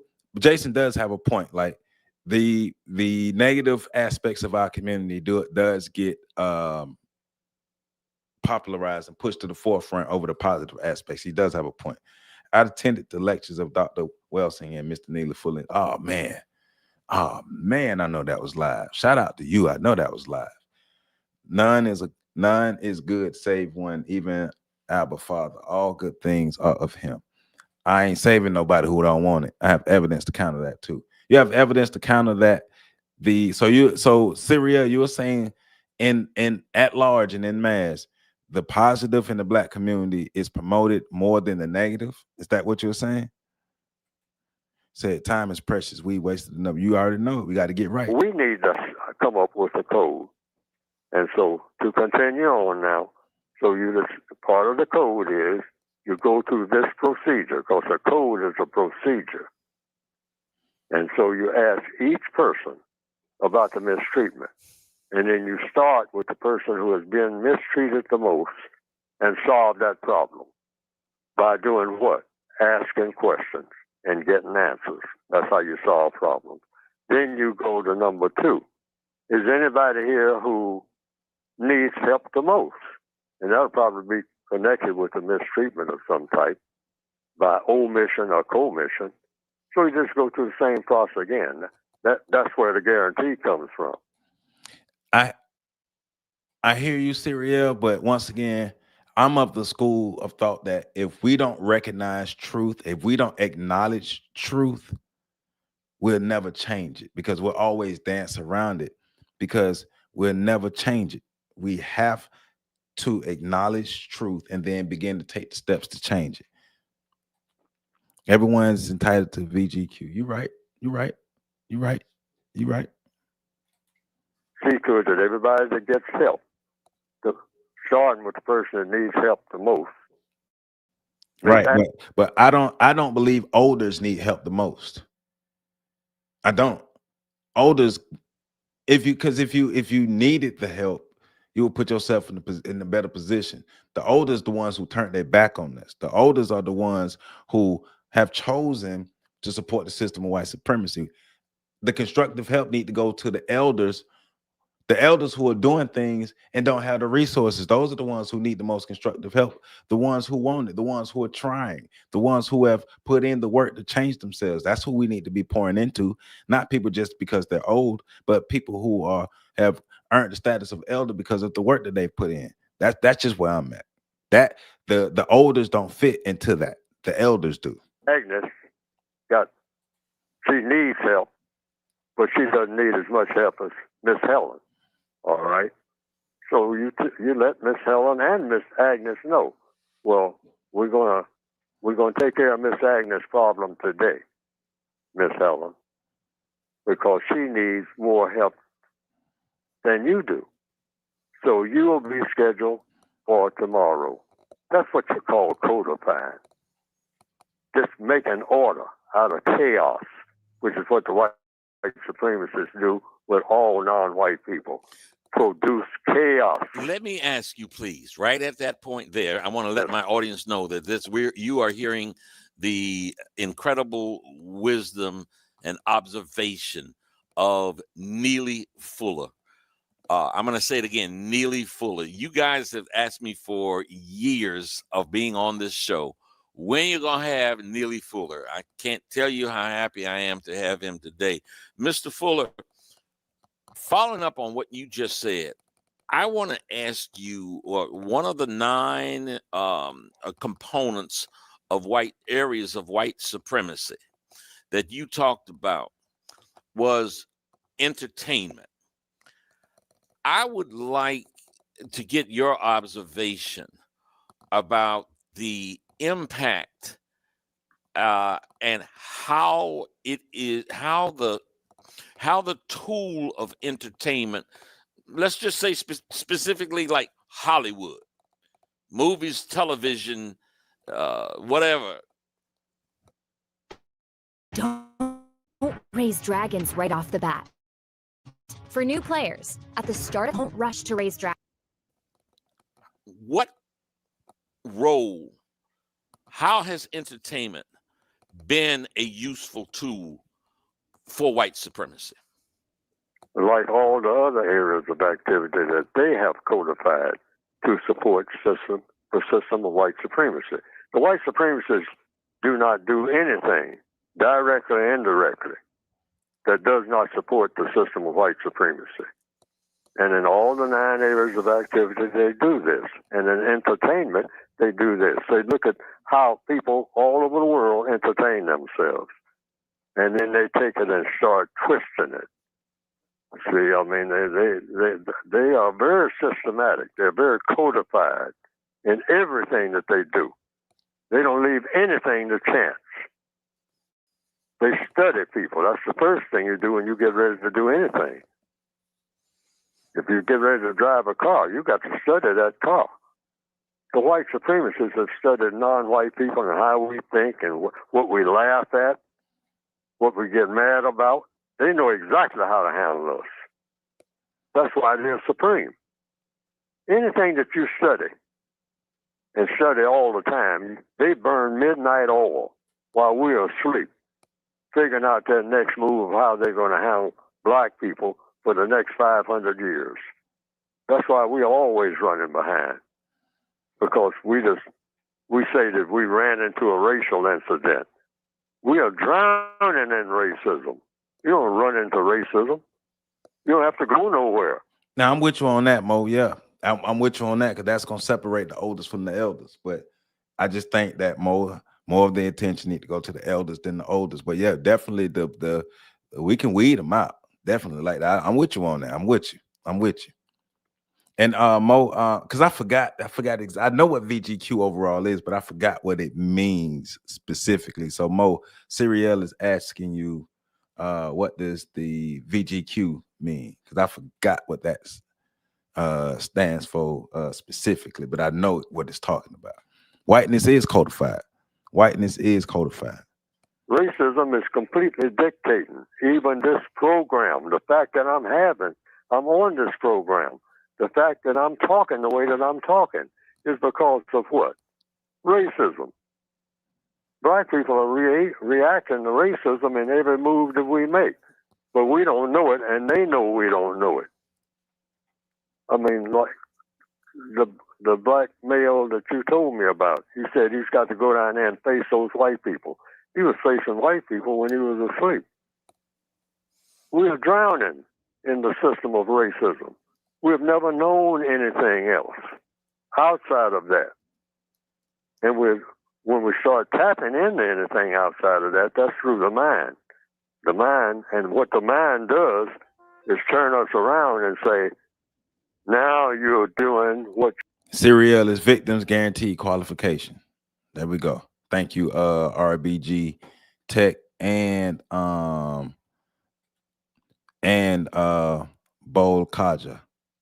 Thank you. If I mispronounce your name, I apologize.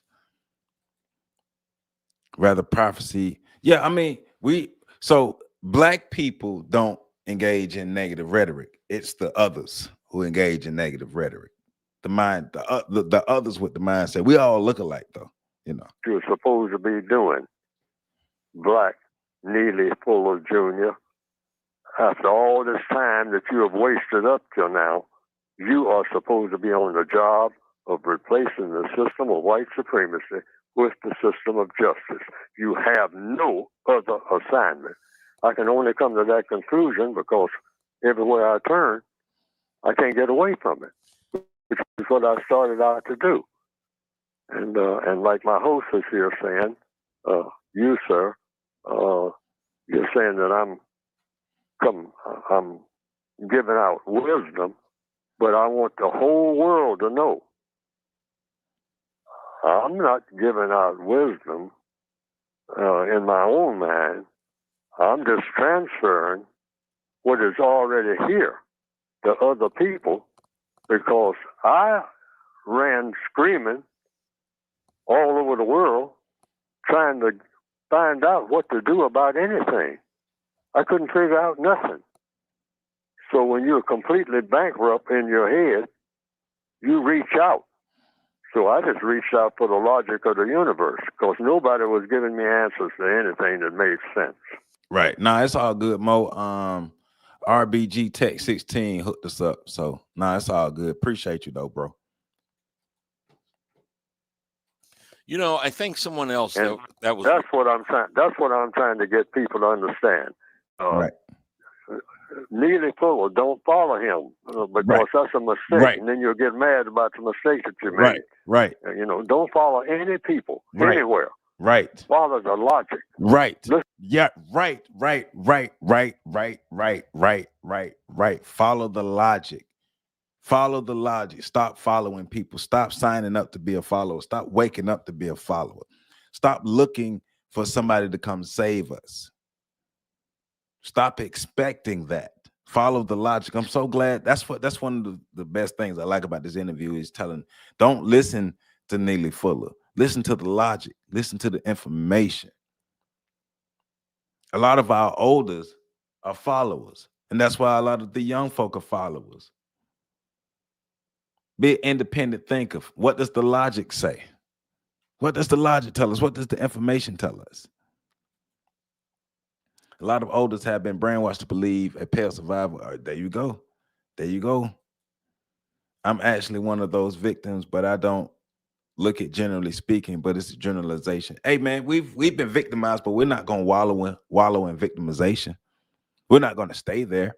Once again, if somebody robs my house, I've been victimized, but I don't have to continue getting robbed. And I don't have to have a mindset of, oh, people are always going to come get me. No, I can fight back. No worries, Bole Kaja. Okay, it means come on down, let's fight. Bole Kaja. I like that. I like that. I thank you. Thank you for spelling that out for me. Bole Kaja. Bole Kaja. Bole Kaja means come down, let's fight. There you go. White folk. Bole Kaja. Let's fight.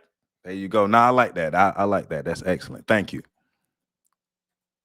That is what Yasha said. The teachers sit in Moses' seat, do what they did, but didn't follow. Yep. What is the logical thing to do? Not get robbed again. There you go. There you go. There you go. Protect yourself. Thank you. Protect yourself. Listen to what people say and then test it to see if it works. If it works, stick with it. If it doesn't, don't condemn the people that gave you that advice. Just say that I tried it and it didn't work. All that means is you try something else. Because evidently they had faith that it would work, or they were trying to mislead you. But either way, you tap into logic. Logic will always take you where you need to go. And how do you use logic? I want to say this. This is very important. Logic is nothing but questions and answers, something that black people don't do very well. We like to make a lot of statements, in particular when you're interacting with white people. And I say this right to white people who are listening, because I want this to work.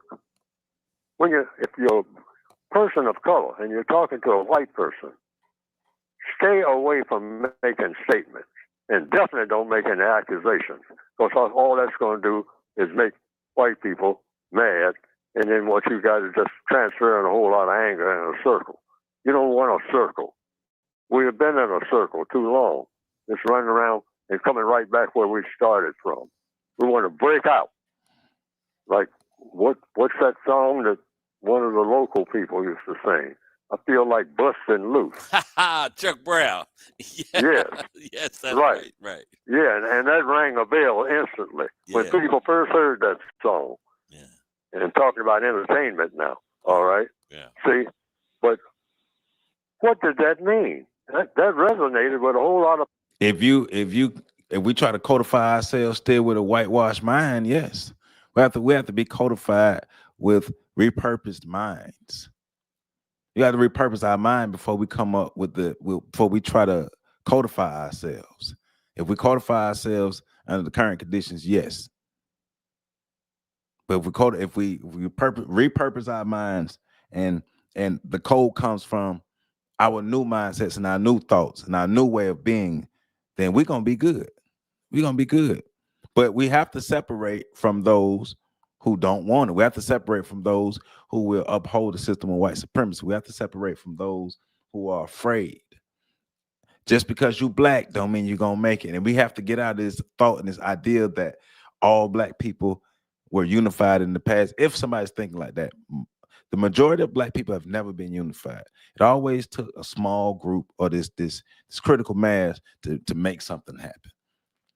Dion White, I hope everyone in this chat room community has Mr. Fuller's book. Yes, please. If you don't have Mr. Fuller's book, the link is in the description to get a copy of the book. Mofat says we have to codify ourselves. There you go. There you go. There you go. And to do that, we got to free our minds from the system of white supremacy. You got to free our minds. You're right, Mo. Wisdom is the principal thing. So get wisdom, in all thy getting, get understanding, because knowing something and understanding. There you go, Syria. There you go. There you go. You're going to get a star for that one. There you go. We got to understand, not just know, understand. If you are going to move from something, you have to have something somewhere to move to. There you go. Do you know your destination? Are we just talking? And that's a good point too, Nemesis, because a lot of people, as black folk, we like to talk. We just be talking a lot. But I don't think we put a lot of constructive thought to the things we say. I think we just like to repeat things that sound good and make us say, Nah, black people be.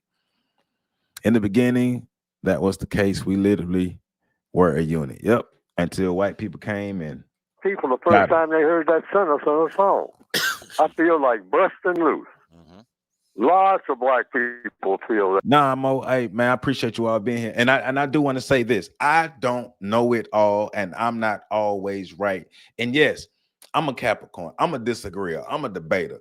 I be disagreeing with people all the time, but that doesn't mean no bad stuff or whatever, as long as it's disrespectful. And if you're right, I'm gonna tell you you're right. And And if I'm wrong, I'm gonna say I'm wrong, but that's the part of being constructive. That's the part of building critical thinking. Sometimes we're not gonna always agree, but we have to be able to agree to disagree and be able to come to some kind of consensus that, hey, even if I might not agree with this, does it make is it the best outcome for us? Because if it's yielding the best outcome, I got to shut my ass up and go with it. So no, thank you all for helping this space be constructive. That way.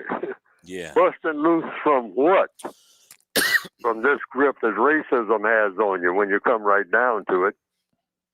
You know, in every move that you make. But we get frustrated and start shooting each other. That's what the busting loose came. Now I'm gonna bust loose. How am I gonna bust loose? I'm gonna bust a cap in somebody that looks like me. Yeah. And someone that took another tack of not busting a cap from a gun, but tried to explain to this world the things that you are talking about, I think is very beloved. And we saw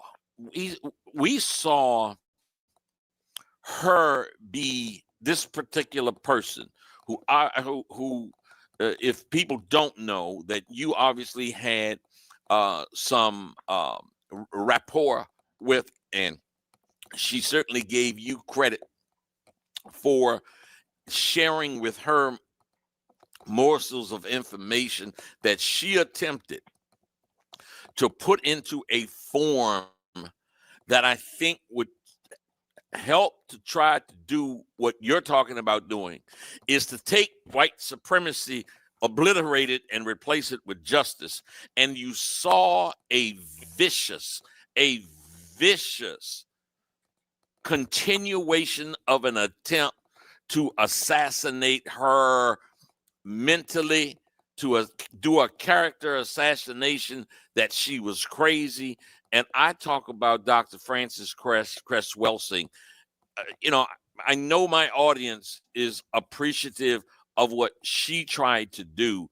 And I would just ask you if you might speak on her and her effort as you knew her. Well, you have already adequately described her. She was trying to do and what I'm trying to do. She said that she's trying to get people to understand racism. And she said that her emphasis, when I talked to her many, many decades ago, and we used to talk all the I just dropped a question in the chat. What scholars should we examine next week? Because we can spend some time examining our scholars. So check out the question that's in the chat. And I just ended the poll of should we separate from non-constructive people. 94% of people said yes, we should separate. 6% said no. But what scholars should we learn from next week? So that question is in the chat. So make sure you drop your answer in. time, every day, really. And she said she's going to work on why white people acted the way that they do. That was going to be her focus. And I said that I'm going to work on what to do about it. And now you are right. Black people are not like this negative stereotypes, but niggas are. And niggas and black people look the same, come from the same environments and all those things. Yeah, so black people don't, but niggas do. And it has to be a clear separation. Okay. But drop that in that poll. Thank you. And that's been my focus ever since. Now, when you start talking about melanin and all like that, like Dr. Wilson talks about, and the origin of white people and et cetera, I don't know anything about that.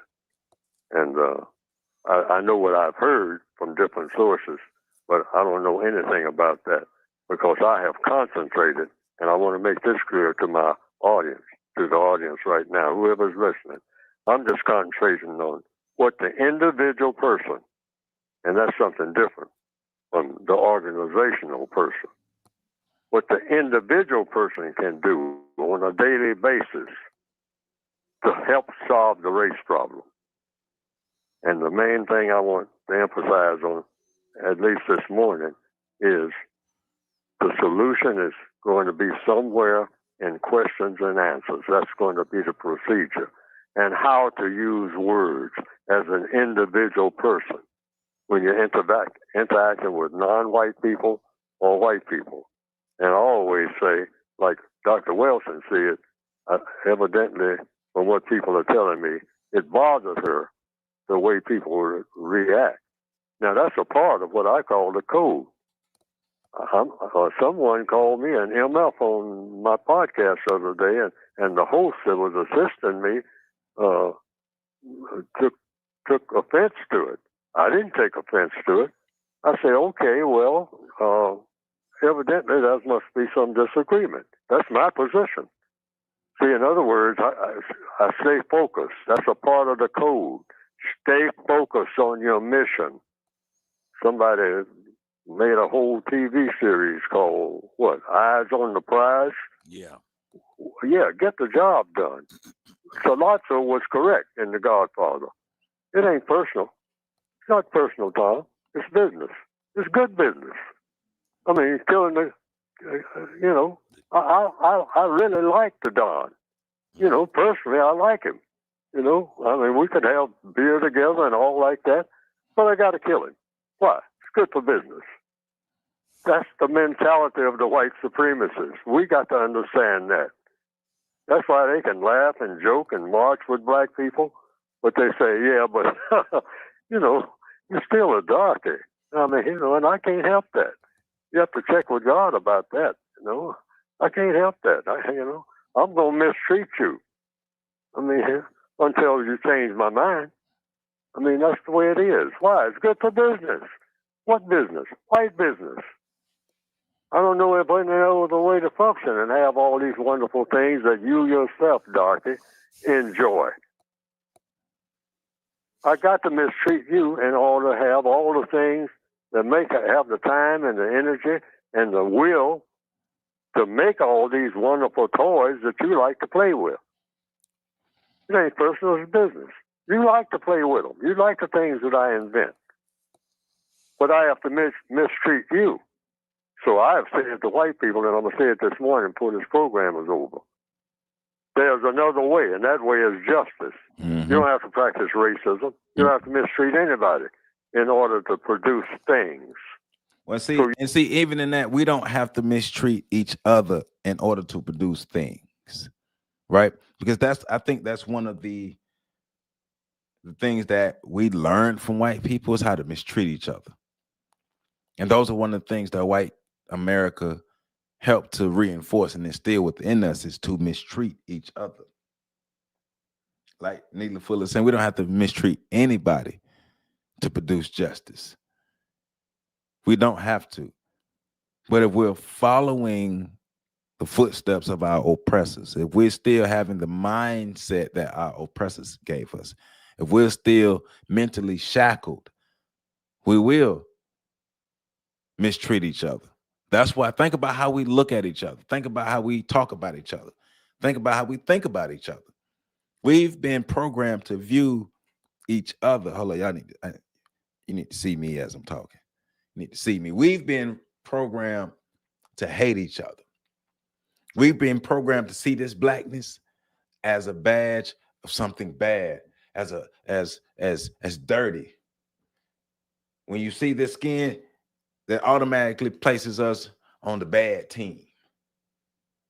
And we've internalized that. And it's time to break out of that.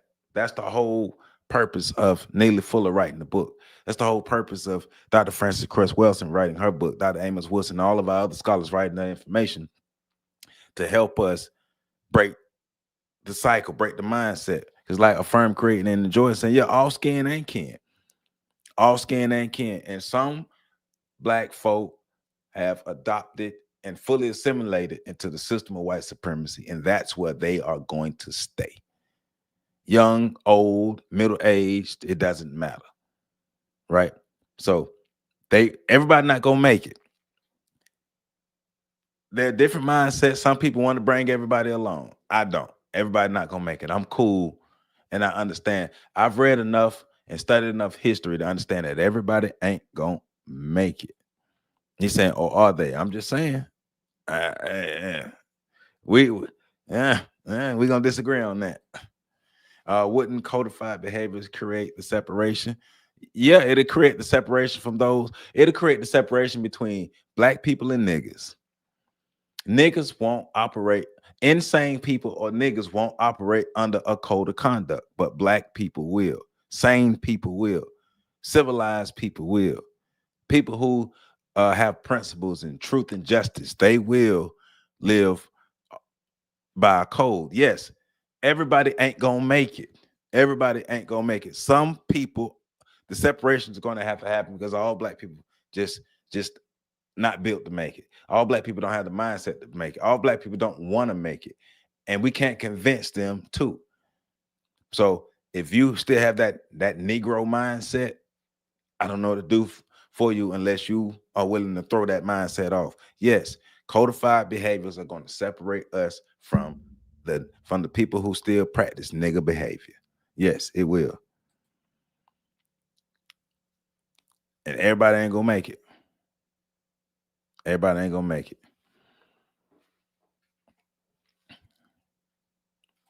So we're only 75% of black people to get the job. Hey, we gotta go with what we got with.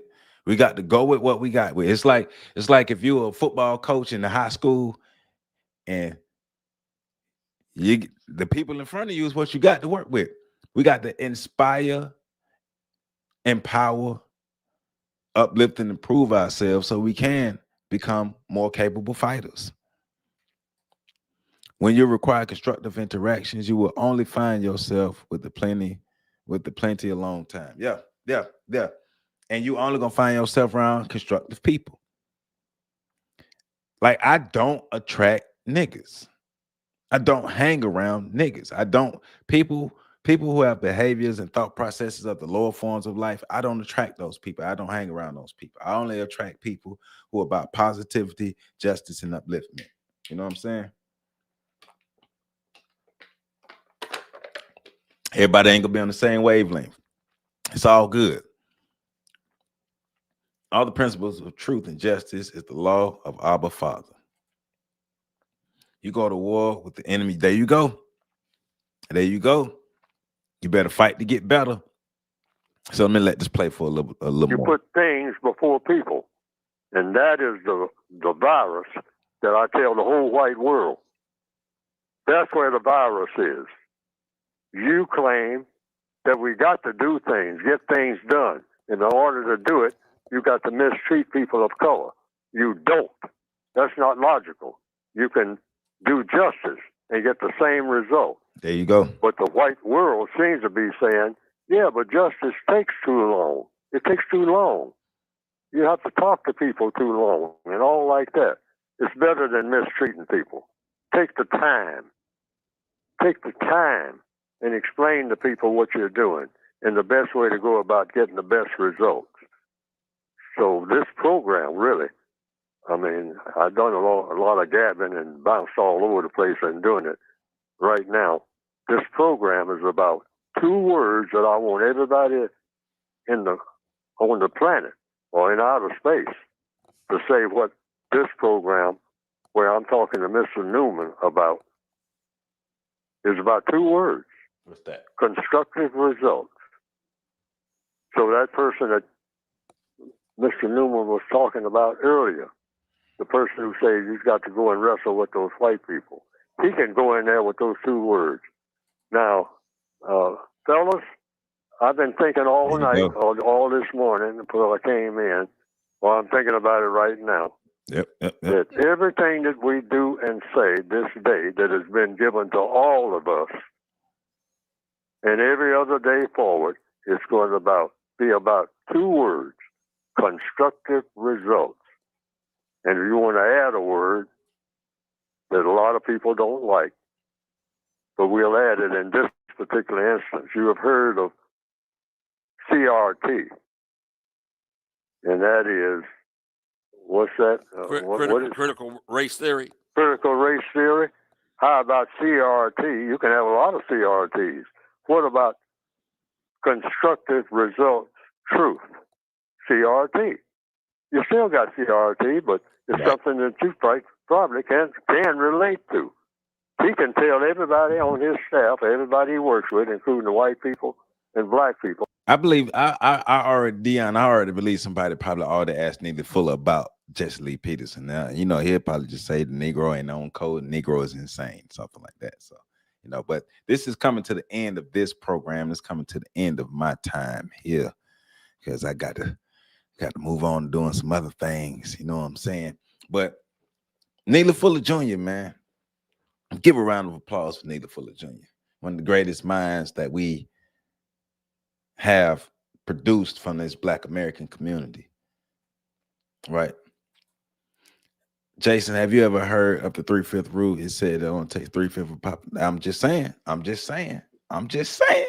We only need the ones who give a damn.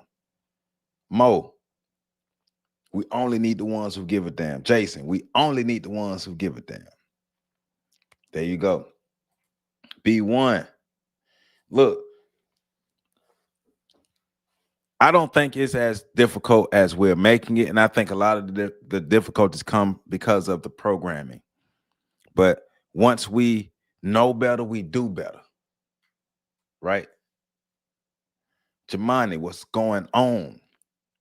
Once we know better, we do better. But we also have to praise those who do better. Like going back to what Jason said earlier, stop praising the negativity. If we're being honest, our community, and there's parodies, all type of parodies about it. Everybody knows our community praises negativity more than we praise positivity. So we have to be better. But that comes from separating ourselves and being constructive about what we do and only being around those who are constructive, having constructive thoughts, actions, speech, all those things. So, hey, man, I got to close this down because I got to go check on my moms and everything. So, you know how we do that. But it's been a good Saturday. So, Jamani, I appreciate you. B1, thank you for being here.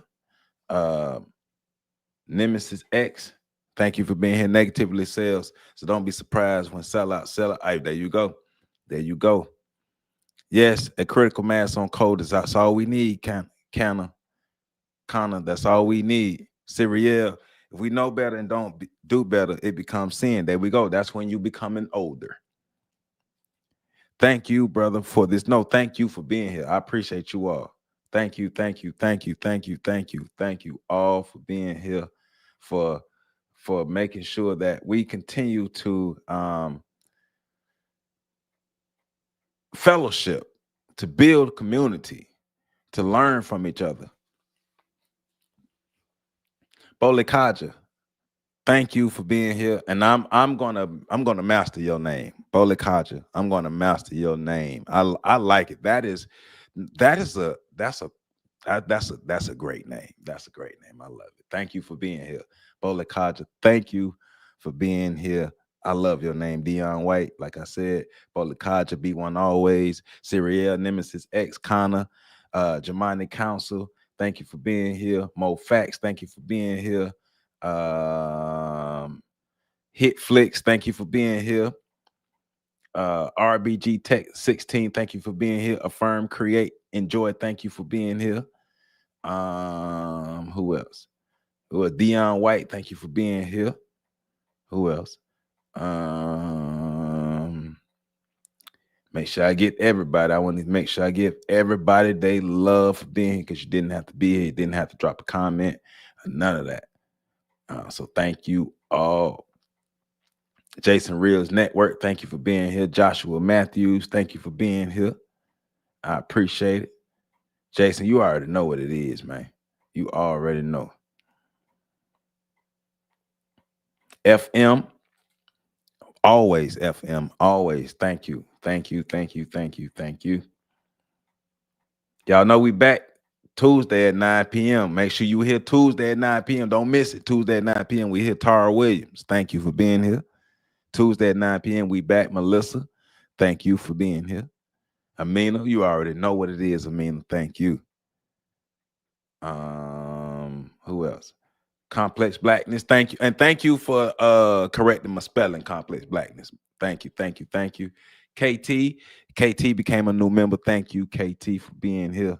Thank you for becoming a new member. I appreciate everybody, all the love, all the views, everything that we got going on here. So next broadcast, B1. Next broadcast, this upcoming Tuesday. What's Tuesday's date? The 14th. Tuesday the 14th, right here, 9 p.m. Tuesday the 14th, right here, 9 p.m. Y'all make sure y'all be here, 9 p.m. Eastern Standard Time. Black power, black power, black power. I love you all. Hey, let's continue to build as a family. Let's continue to grow as a family. Let's continue to learn as a family. Let's continue to get better. We're not going to agree on everything, but overall, we agree what we need to be doing to get better. And that's how we get better. Iron sharpens iron. Iron sharpens iron. I love y'all, man. Y'all stay cool, stay black, stay powerful, stay beautiful, and let's be constructive in all of our actions. Peace out. And y'all peace out to my folk on Instagram too.